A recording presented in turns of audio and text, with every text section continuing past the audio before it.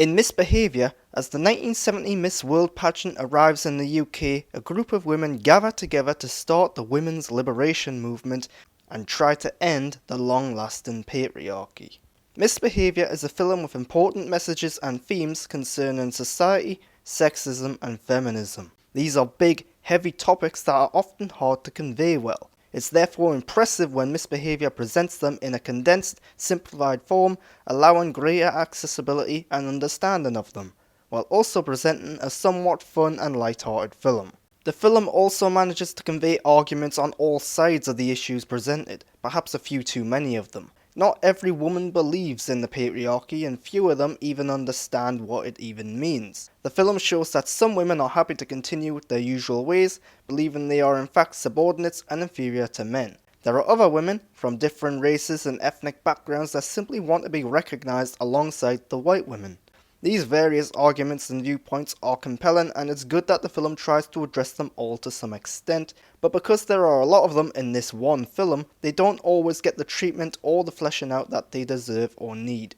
Overall, the film does a good job at saying in simple terms what the feminist movement is all about, and making it clear that it isn't an anti-male or anti-models or anything akin to that. It also does a good job at showcasing the problems with patriarchy by having women objectified and belittled and treated as inferior. Not because they are, but because society and societal norms have made everyone think and believe they are. Despite these serious, often heavy themes, the film tries to have fun at the same time, and it mostly succeeds. The characters are very likeable, quirky and relatable, often joking around with one another and clearly having fun doing what they're doing. It makes their viewpoint worth rooting for, even if the main antagonist is an idea or a way of life rather than a clear, definitive individual. The film mixes in comedic moments with the dramatic ones, but these moments often fail to incite laughter. It's saying something when I was in a jam-packed theatre and not a single laugh was heard. This is a big problem when the film is considered a comedy drama. Another problem with the film is that the third act starts too early and then fails to end clearly. Without spoiling it too much, the fight against patriarchy is still ongoing today, meaning the most the main characters can hope for are small personal victories. That's fine, but it means that by the end of the film, the main fight and argument the women were involved in feels a little pointless, and despite it being considered a victory, it comes across as a loss for the good guys. It's a bit underwhelming and disappointing, and to top it off, because the third act is too long, the final third of the film drags a bit. Misbehaviour is okay. It's a film that addresses some key points, and it does so in a concise, simplified way, making it very accessible.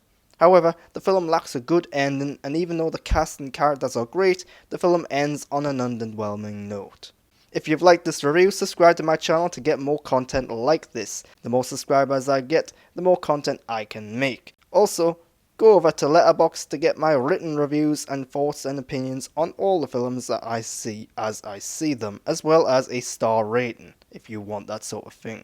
But you can also go over to Twitter and Instagram and get my thoughts and opinions as soon as I get them at _Grant Burton.